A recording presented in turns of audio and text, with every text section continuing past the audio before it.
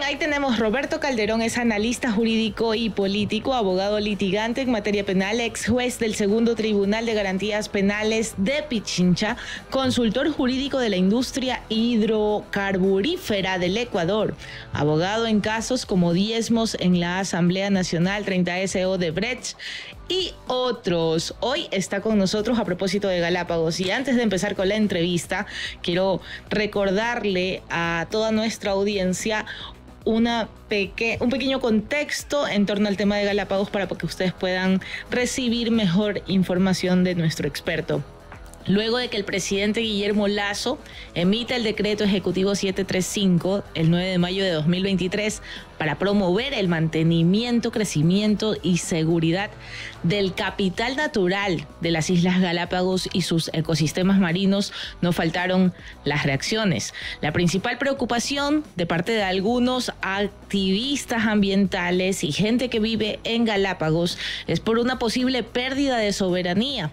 Un consorcio como Galápagos Life Fund, quien administra unos $400 millones que son parte del canje de la deuda, que estarán destinados a proyectos de conservación de la reserva.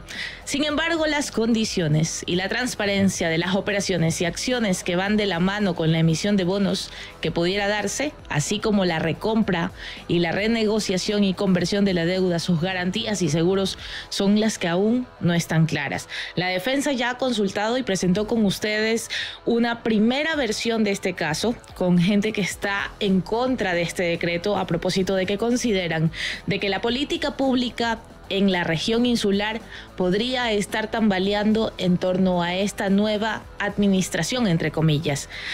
También criticaron que no se haya socializado el decreto con la gente que vive en Galápagos y tienen mucho miedo en torno a cómo va a revertirse aquella inversión en la isla. Para presentar una postura de confrontación ante esto, he hecho esta introducción, presentamos al señor Roberto Calderón. Bienvenido y muy buenas noches. Gabriel. Muy buenas noches, Roberto. Buenas noches, un gusto. Qué gusto estar aquí de nuevo. La pregunta precisa. Este acuerdo de canje de deuda en el cual pues se empuja esta iniciativa en Galápagos, ¿afecta de alguna manera la soberanía de las islas o es hilar muy fino pretender sostener algo así? Gracias.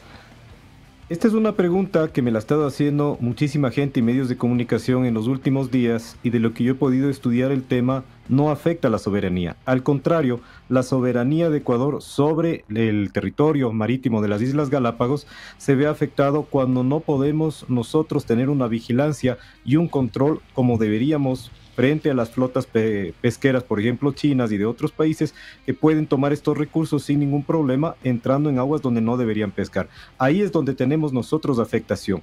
Lo que hace este fondo es proveer de recursos al Parque Nacional Galápagos para labores de vigilancia y control de la reserva marina. Por lo tanto, considero que eso es ganar soberanía. Y este sistema de poner los fondos en un fideicomiso y que exista un directorio que está conformado, pues, entre otras personas por autoridades, por el ministro de Ambiente, otras autoridades, ¿podría de alguna manera interpretarse como algún direccionamiento para la utilización de estos recursos? ¿O más bien es una forma de proteger de que no se mal utilicen los fondos destinados para esta conservación? Bueno, creo que es importante empezar aclarando qué son los bonos azules. Los bonos azules son emisiones de deuda que tienen como destino preservar y proteger los océanos, así como sus ecosistemas. Buscan, a través de movilizar capital público y privado, impulsar proyectos que impacten favorablemente para lo que se denomina economía azul. ¿Qué es la economía azul? La economía azul es aquella que está basada en lo que es transporte marítimo, en lo que es el manejo de aguas residuales y acuicultura. Entonces, estos fondos van a tener ese destino y el hecho de que esté garantizado a través de organismos internacionales que están dando un aval, como es el Banco Interamericano de Desarrollo y la Corporación Financiera de los Estados Unidos, pues le da también una seguridad a donantes de que el dinero que van a aportar a este fondo, así como el destino que se nos está bajando a nosotros deuda, pues va a tener un fin concreto, que es la protección de los océanos. Bien, Roberto, muy buenas noches. Qué gusto saludarlo nuevamente y qué bueno que podamos ampliar este tema con usted y los debates de este tema. He empezado este contexto para entrar al tema del decreto de Galápagos con lo que usted ya escuchó, con la preocupación de la gente que vive en la isla y con la preocupación, por supuesto, de activistas y expertos en derecho ambiental que señalan esta herramienta del decreto tomado por el presidente de la República como absolutamente innecesaria, considerando que Galápagos es una isla que vive bajo un régimen especial, que ya tiene entidades que se encargan de su seguridad y que está a cargo, por supuesto, del Estado. ¿Por qué la necesidad? Primero, y luego ya vamos a ir abriendo el panorama con todas estas inquietudes de las personas que se contactaron con nosotros. Bueno, el mar ocupa el 70% de lo que es la superficie del planeta Tierra. El mar es tan importante que actúa como un termorregulador, es decir, ayuda a evitar el calentamiento global. Es un productor de oxígeno a través de los organismos como son el plancton y como son las algas que están generando oxígeno. Por lo tanto, ayuda a la vida de quienes habitamos pues, en las regiones que no son mar, así como provee de alimentos. Es por ello que a nivel mundial existe un montón de preocupación de que se deba mantener pues, los ecosistemas marinos sanos y que más bien se deba ayudar a países que tienen una deuda externa que les es complicado pagar para que puedan más bien hacer un canje de sus bonos de deuda soberana por bonos azules. Ese es el propósito. ¿Perdemos nosotros algún tipo de control, de soberanía? Creo que más bien ha faltado un poco de parte del gobierno central hacer una campaña de información adecuada y la gente está diciendo se ha canjeado las Galápagos por una deuda que mantenía el Estado, cuando en realidad lo que se hizo es una operación que se denomina operación swap, es decir, podríamos decir de hacer un canje de deuda de unos bonos por otros. Ecuador tenía una deuda de 1.628 millones de dólares y lo que hizo una entidad suiza, Credit Suisse, es ayudarnos a esta compra de bonos por 656 millones. Es decir, Ecuador solo tendrá que pagar de los 1.628 millones, 656, produciéndole un ahorro de 972 millones. El compromiso es que de ese ahorro de 972 millones, destinemos 323 millones para conservación de Galápagos. Ya, ahora, allí viene el esquema, porque si usted lo pinta de esa manera, es un paraíso como el que estamos viendo en pantalla. Pero vivimos en Ecuador, Roberto. Vivimos en Ecuador, en donde las autoridades roban, en donde los políticos no tienen credibilidad y en donde un consejo que va a estar al frente de la administración de estos recursos no termina de ser totalmente, de tener credibilidad en la gente, de decir que estos recursos regresarán a la comunidad. Galápagos es una isla que primero ha estado abandonada por este gobierno, tuvo escasez recientemente, ustedes conocen perfectamente que no tenían gas, hicieron hasta plantones allá adentro. Súmele a aquello, y yo le voy a contar aquí una primicia que quería llevarla especial, pero ahora me da como ganitas de ponerlo sobre la mesa.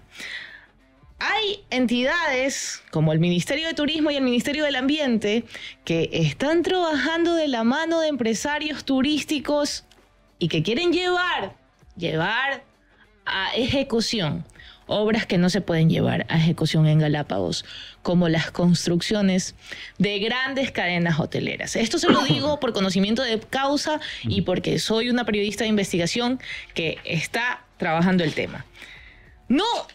No responde esto de casualidad, esto del decreto presidencial, con justo estas entidades que van a formar parte de ese equipo de trabajo, quizás a ciertos intereses que están detrás. Por eso la susceptibilidad al momento de mirar el esquema y el escenario, Roberto. Y no se lo estoy diciendo como una ambientalista enferma, se lo estoy diciendo con la voz de quienes viven en nuestras Islas Galápagos. ¿Qué opina usted de aquello que le cuento?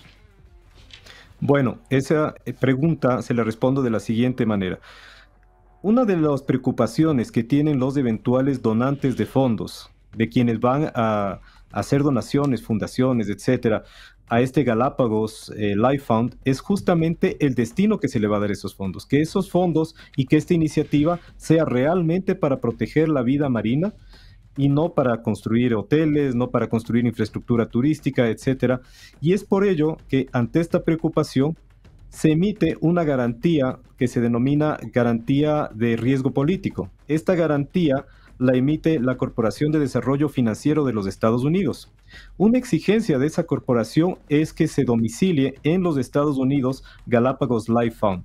Y usted sabe que cuando esto ocurre en los Estados Unidos está sujeto a controles estrictos, entre ellos leyes norteamericanas que sancionan lo que es el fraude y lo que es actos de corrupción de capitales que se encuentran en Estados Unidos o de entidades en Estados Unidos que estén destinadas a estas actividades ilícitas en el extranjero. Entonces, las penas son mucho más altas.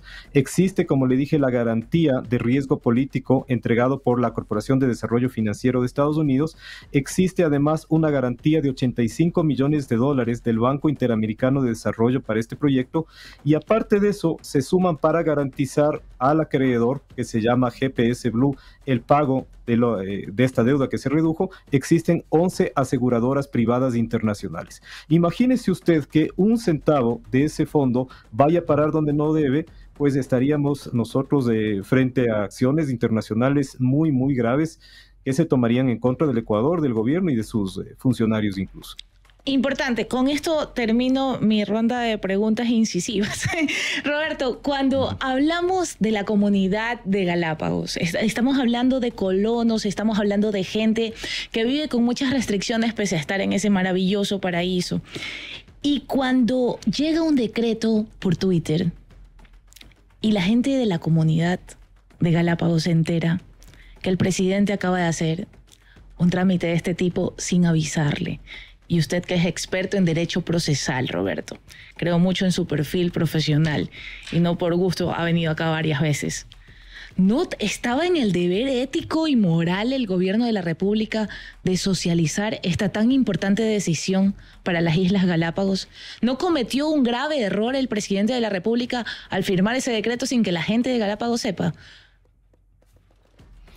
Estuve yo casualmente por otros temas en las Islas Galápagos la semana anterior y créame, donde me encontraba yo con personas, con amigos, colegas, etcétera, en cafeterías, en restaurantes, me hacían la misma pregunta. Me decían, oye, ¿qué pasa con esto que no se socializó, que no se hizo público?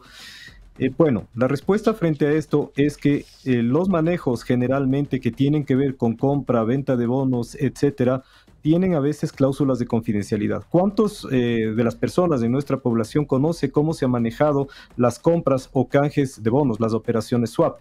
Muchas veces los multilaterales ponen incluso condiciones de sigilo sobre estas transacciones porque, voy a poner un ejemplo, digamos que el Banco Interamericano de Desarrollo llega a un acuerdo con el Ecuador de renegociación de su deuda que no le da los mismos beneficios a otro país, y es por ello que estas condiciones se mantienen en reserva hasta que tengan que ser públicas cuando ya se han hecho las negociaciones pertinentes. En este caso, una operación swap tan delicada, porque estamos hablando que es la conversión de bonos de deuda de un país hacia bonos azules más grande de la historia. Nunca se ha hecho por un monto tan alto. Una experiencia anterior es el archipiélago de Seychelles en África, que lo hizo por $15 millones para protección de vida marina, específicamente de delfines. Así es que si comparamos 15 millones con lo que ahora se hace, pues es algo gigantesco. Y esto se tiene que mantener hasta cierto punto en reserva porque le interesa al país que no existan conflictos, que no existan intereses de otras entidades u otros países que reclaman las mismas condiciones. Esta es una de las razones de por qué se mantiene un cierto sigilo en estas transacciones, pero veamos la parte positiva. O sea, si queremos decir estamos siendo perjudicados, le he tratado yo de ver un poco dónde está la trampa. Y la verdad es que no existe trampa porque existe más bien un interés internacional. Usted sabe que muchas empresas hacen donaciones a fundaciones porque eso les produce una reducción de impuestos. Entonces ahí es donde viene más bien el interés privado de querer aportar y de que el planeta pues tenga también un beneficio. Bien, Roberto, muchísimas gracias por sus luces. He escuchado atentamente su postura defendiendo el decreto. No la comparto, pero eso no le compete a la audiencia. Así que muchísimas gracias por venir a equilibrar la balanza. Ahí está el público de la defensa escuchando su postura también.